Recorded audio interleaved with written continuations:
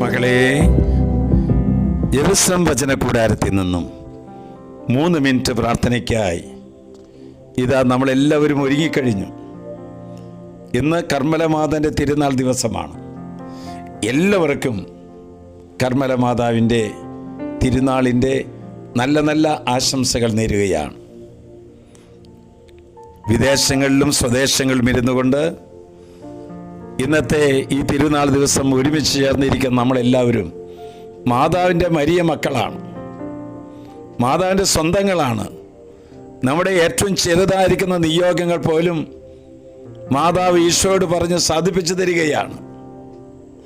ദൈവം മനുഷ്യന് നൽകിയ ഏറ്റവും വലിയ സമ്മാനമാണ് പരിശുദ്ധ കന്യാമറിയം.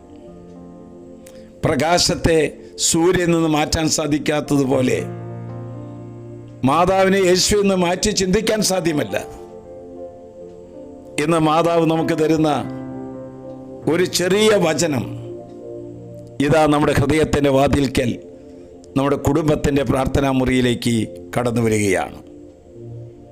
ഇന്ന് കർത്താവ് തരുന്ന വചനം ലൂക്കയുടെ സുവിശേഷം 1-ാം അധ്യായം 34-ാം വാക്യം.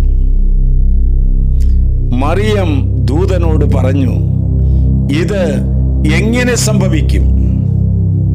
എന്താണ് പറഞ്ഞത്?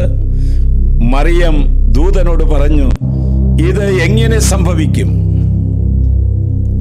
എൻ്റെ പ്രിയപ്പെട്ടവരെ, നമ്മുടെ ക്രൈസ്തവ ജീവിതത്തിൻ്റെ, ഒരു വ്യക്തിയുടെ കുടുംബജീവിതത്തിൻ്റെ ഏത് ജീവിതാവസ്ഥയിൽപ്പെട്ടവരും ചില സന്ദർഭങ്ങളിലെങ്കിലും ദൈവത്തിൻ്റെ മുമ്പിൽ കരങ്ങൾ ഉയർത്തി ചോദിക്കാറില്ലേ, ഇത് എങ്ങനെ സംഭവിക്കും?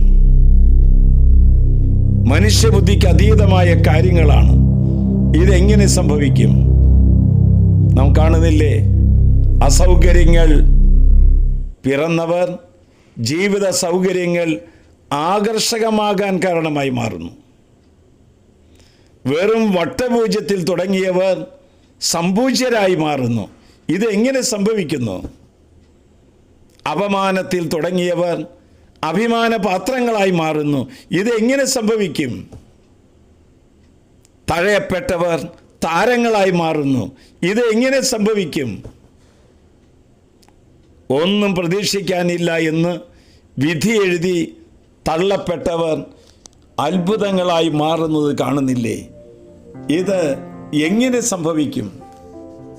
എൻ്റെ പ്രിയപ്പെട്ടവരെ, ആർക്കും ശ്രദ്ധിക്കപ്പെടാത്ത എത്രയോ ജീവിതങ്ങളാണ് നമ്മുടെ എല്ലാം ശ്രദ്ധാപാത്രങ്ങളായി മാറിയത്.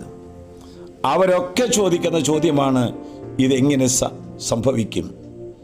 ഇതാ പരിശുദ്ധ അമ്മയോട് ദൂതൻ പറയുന്നു, പരിശുദ്ധാത്മാവ് നിന്റെ മേൽ വരും, അത്യുന്നതന്റെ ശക്തി നിന്റെ മേൽ ആവസിക്കും.